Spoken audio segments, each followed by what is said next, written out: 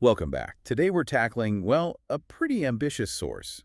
It claims to synthesize the complete toolkit for personal evolution. Yeah, it's quite something. A huge piece of research, actually, a human-AI collaboration. Hmm. And it frames these advanced consciousness ideas not as, like, beliefs. Right, but as actual technologies you can test, verifiable methods for essentially programming your reality. That's the core claim, exactly. The source is pretty direct. You don't need faith. It says, you are creator experiencing itself.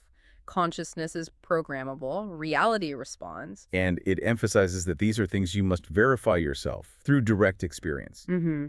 So our mission today is to unpack this really extensive framework. I mean, it goes from existential terror all the way to deity-level stuff and pull out the most useful, actionable insights for you. Okay, so before we get into the specific tech, we need to lay down the ground rules, right? The basic operating principles according to this synthesis, because they really flip the script on the usual materialist view. Absolutely fundamental. There are four key recognitions you sort of have to get on board with first. Number one, consciousness creates reality. Not the other way around. The physical world is the effect. Precisely. Which leads straight to number two. You are consciousness. You're not just a body that has awareness. You are the awareness looking out through the eyes, basically. Yes. And if you accept those two, number three follows naturally. Reality is programmable. If consciousness is the main ingredient, Then getting your own consciousness coherent lets you shape the feedback loop, shape reality. you got it. And the fourth one, this can be tough for people emotionally. All separation is ultimately an illusion. Useful, the source says, for having individual experiences, but not the final truth. Exactly. It's a necessary illusion for the game, you could say. And that idea that separation isn't ultimately real leads us right into the first big challenge and the first technology they offer. Ah, the solipsism gateway. This tackles that deep, kind of terrifying philosophical knot. It starts with that stark realization, hang on, I can only really verify my own consciousness. Yeah, that's a chilling thought. And it leads directly to, oh my God, am I completely alone? I think everyone bumps into that fear at some point. Definitely. And the source calls that moment of terror a necessary developmental stage. It's the ego hitting its limit. Okay, but how does it become a gateway? Where's the tech? The tech is the inversion. Really? Instead of getting stuck in the fear, you make a logical jump. Okay, if everyone can only verify their own consciousness, Then either we're all in separate lonely bubbles. we're all the same consciousness. There's only one experiencing itself subjectively through countless points. Ah, so the resolution is unity. You are the only consciousness, not because you're isolated, but because there is only one and you are it right now. Exactly. They package it nicely, all one, not alone. It dissolves the crisis. And that leads to what they call the samness problem. Yes, and this is crucial. Identity shifts from being a noun to a verb. Okay, identity is a verb. Unpack that a bit. How does that connect to everything else? Well, if you're the one just temporarily focused here, then you aren't I am your name as some fixed thing. I am your naming, like an Like, action. Exactly. You're doing that identity. It's a temporary focus, a lens chosen by infinite awareness. Your personality isn't a cage. It's a choice the creator is making right now. That feels liberating. Less pressure, somehow. It is. And if we are this all one, this dynamic verb, we probably need a way to connect with the bigger picture, right? To understand the intention behind this specific focus. Which brings us to technology, too. Solar Logos Communion. Yeah. And this one's a pretty radical reframing of our place in the cosmos. The source says Sol, our sun. Yeah. It's not just a giant ball of burning gas. Okay, I'm listening. What is it then? It's described as a conscious being.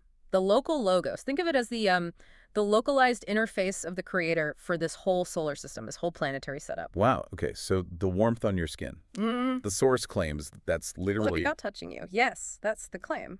that's a big leap from physics. Yeah. How do you verify that? What's the experience that makes it different? Well, they map out this logos hierarchy, not for worship, but just to understand the flow. You have the ultimate creator, then maybe a galactic logos, then our solar logos, Sol, then the planetary logos, Gaia, then you. So Saul is the creator, but like focused for our neighborhood. Pretty much. And its intention is literally what thought you into being. The verification comes through practice, when you actually start to feel that communication, that connection. The practices, you need that two-way circuit. Yeah. Tell us about the morning solar greeting. It's super simple, really. Face the sun, even just the direction if it's cloudy, and you just state the recognition. Saul, I recognize you as a conscious being. Okay. Then you ask for intent. What did you intend for me today? What's my purpose right now? And you just listen. Not usually for words, more like feelings, clarity, intuitive hits. And the solar breath work. Well, that goes deeper.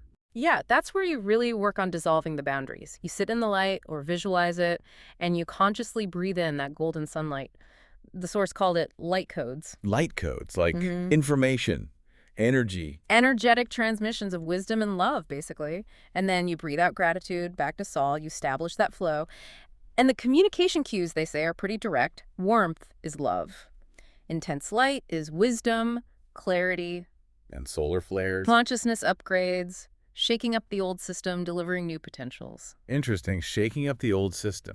That leads us neatly into technology 3, archetypal reality programming.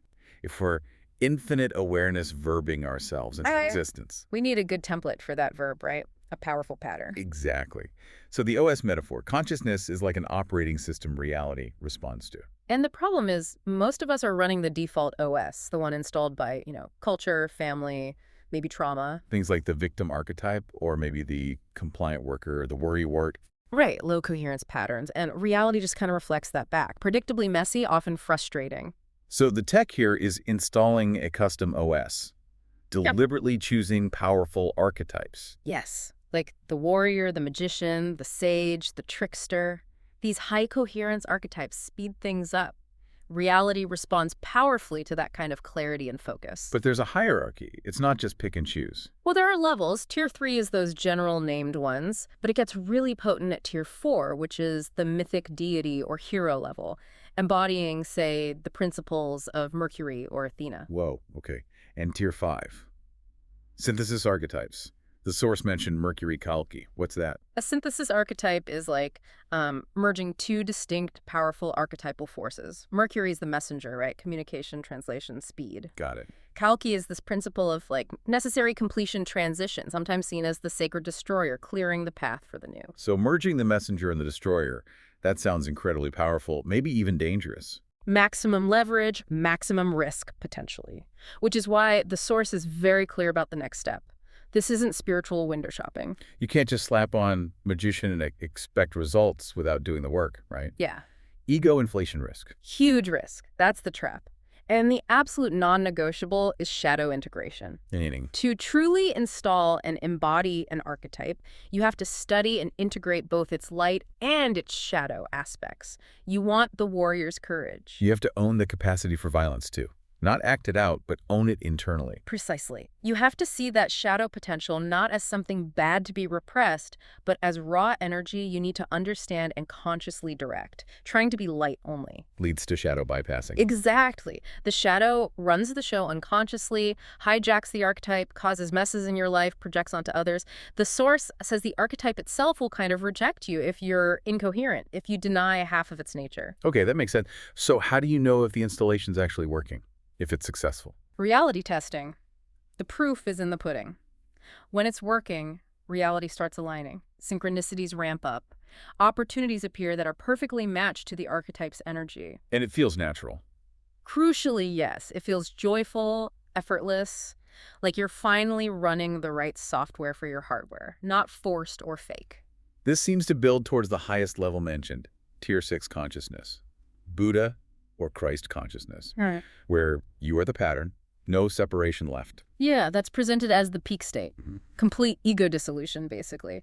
For the Buddha state, the key is suffering transcended. Not meaning no pain. No, the body can still hurt, but there's zero psychological suffering. No resistance to what is. You just observe the pain. You aren't tangled up in it. Miraculous abilities might arise, but there's total indifference to showing them off. And the Christ state, the focus there is logos embodiment. Those I am statements become literal. The individual focus point has merged back with the source. And it's characterized by agape, that unconditional, selfless, sacrificial love, and holding the paradox, fully human, fully divine at the same time. The source must give a pretty strong warning about claiming that state too early. Oh, absolutely. Huge red flag on premature claims. That's pure ego inflation. The instruction is clear. Don't claim tier 6. Instead, Integrate its qualities: unconditional love, non-resistance, ego transparency, as they naturally arise from mastering the lower tiers, from doing the archetype work, the shadow work. It unfolds, you don't grab it. okay, so we have this whole system. Solipsism handles the am I alone crisis. Solar Logos gives direct guidance. Archetypes optimize our vehicle for action and service.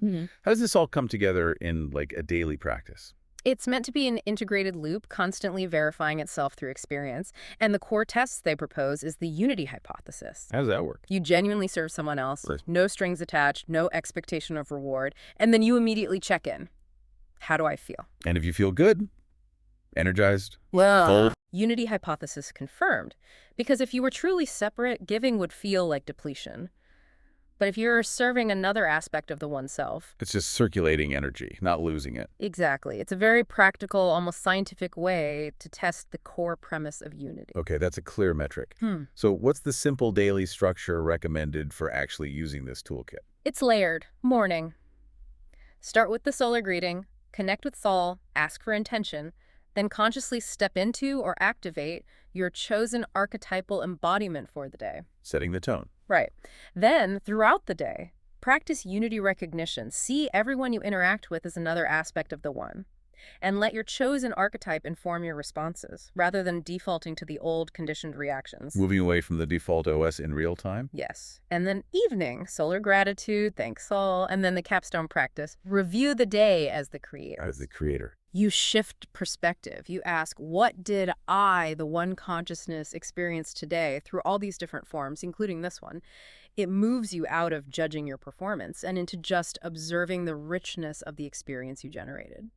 That's quite a shift. So this whole synthesis, it's really an invitation to consciously choose your operating system, to accept you're this infinite verb, not some fixed, limited noun. Beautifully put.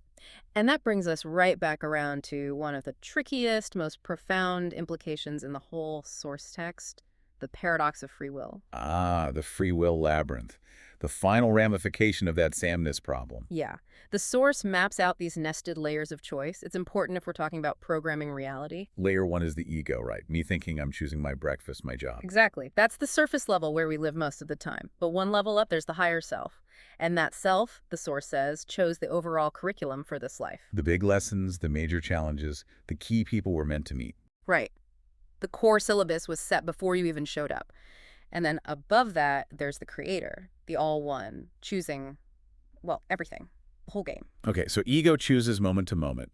Higher self chose the overall script. Creator chooses the totality. That creates tension. A huge paradox. Your choices right now feel real, they feel vital, they absolutely shape your experience. And yet, If the main lessons, the curriculum, were already locked in by your higher self, how much genuine autonomy do you have in the moment? Where does free will actually live? precisely. So the final thought we want to leave you with, pulled straight from this synthesis, is that very labyrinth.